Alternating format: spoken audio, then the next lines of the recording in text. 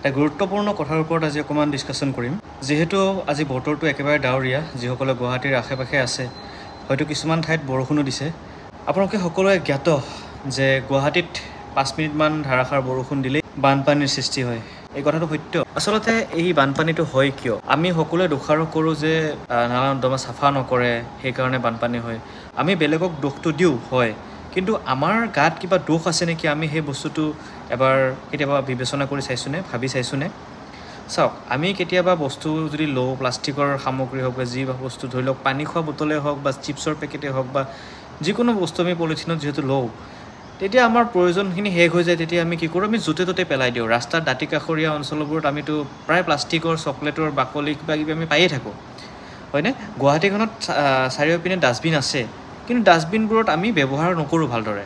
হয়, যিকেইটা ডাঙৰ ডাঙৰ ডাষ্টবিন আছে সেইকেইটা আমি জাবৰ জোঁথৰ পেলাওঁ, কিন্তু মুকলি ঠাইতো আমি জাবৰ জোঁথৰবোৰ পেলাই থাকোঁ।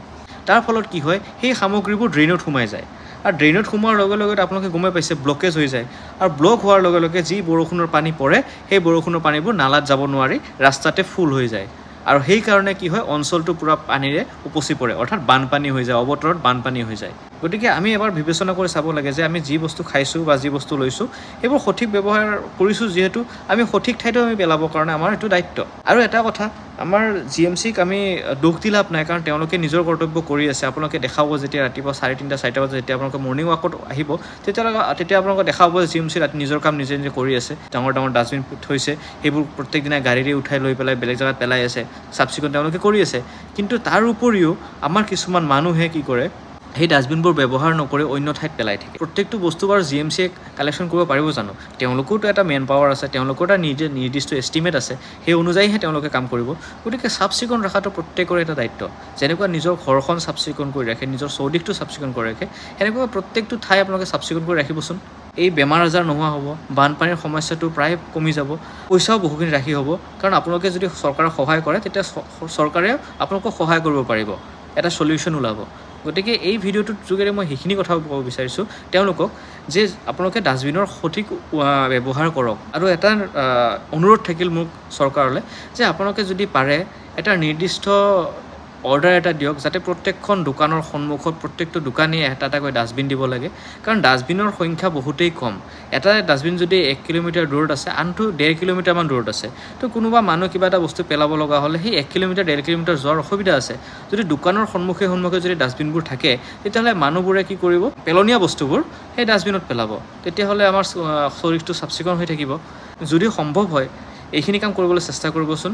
এটা অৰ্ডাৰ ওলাই দিলেতো হৈ গ'ল যে ডাষ্টবিন, প্ৰত্যেক দোকানে ডাষ্টবিন ৰাখিব লাগিব, আৰু অন্য মানুহে য'তে ত'তে জাবৰ পেলাব নোৱাৰিব, সেই ডাষ্টবিনতে পেলাব লাগিব। আৰু যদি কোনোবাই এইবোৰ নিয়ম অমান্য কৰে, তেতিয়া এটা হেভি এমাউণ্টৰ এটা ফাইন লগাই দিব। যেনেকুৱা আপোনাৰ ট্ৰেফিক আইনবোৰত বহুত হেভি ফাইন আছে, এনেকুৱা আপুনি যদি এইটোত ফাইন লগাই দিয়ে, নিশ্চয়কৈ মানুহবোৰে মানিবলৈ বাধ্য হ'ব। আৰু মানুহবোৰে যদি মানি লয়, তেতিয়াহ'লেতো চলিউশ্যনে হৈ গ'ল।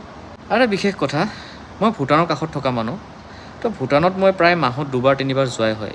এতিয়াৰ পৰা নহয়, বহুত আগৰ পৰা। আজি মই যেতিয়া সৰুৰ পৰা ভূটান যাওঁ, তেতিয়াৰ পৰা মই এইখিনি কথা লক্ষ্য কৰিছোঁ যে যোনটো ভূটানৰ গেট আছে, গেটৰ ইপিনে ইণ্ডিয়া, সেইপিনে ভূটান। আৰু ইণ্ডিয়াত যেতিয়া থাকোঁ, তেতিয়া চিপছৰ পেকেট হওক, চকলেটৰ বাকলি হওক, লেতেৰা পেতেৰা বহুত বস্তু দেখা পাওঁ। কিন্তু ভূটানৰ গেটটো যেতিয়া ক্ৰছ হৈ পেলাই সেইটো চাইডে যাওঁ ন, একদম প্ৰমিছ, মই এটা চকলেটৰ বাকলি পৰ্যন্ত দেখা নাপাওঁ। তেওঁলোকে ইমানেই চাফ চিকুণ কৰি ৰাখে যে এটা আপোনালোকে চকলেটৰ বাকলি বা বটল এটা পৰি আপোনালোকে দেখা নাপায়, ইমানেই চাফ চিকুণ কৰি ৰাখে। গতিকে তেওঁলোকে ইমান চাফ চিকুণ কৰি ৰাখিব পাৰিছে, আমি কিয় নোৱাৰোঁ? আমিওতো পাৰোঁ। তেওঁলোকেও মানুহ, আমিও মানুহ, কিন্তু তেওঁলোকৰ মানসিকতাটো বেলেগ, আমাৰ মানসিকতাটো বেলেগ। আমি বেলেগক দোষ জাপি দিওঁ, কিন্তু আমাৰ নিজৰ ভুলটো আমি কেতিয়াও বিচাৰ কৰি নলওঁ। গতিকে সকলোৱে এবাৰ ভাবি চাবচোন কথাটো মই ভুল কৈছোঁ নে ভাল কৈছোঁ। আৰু বিশেষ একো নকওঁ, এইখিনিয়ে ক'লোঁ। আপোনালোকে এবাৰ ভাবি চাবচোন, আৰু ভিডিঅ'টো যিমান পাৰে শ্বেয়াৰ কৰিব। সকলোৱে সজাগ হওক, এই গুৱাহাটীখন এটলিষ্ট বেমাৰ আজাৰৰ পৰা, এই বানপানীৰ সমস্যাটোৰ পৰা মুক্তি পাওক। ধন্যবাদ।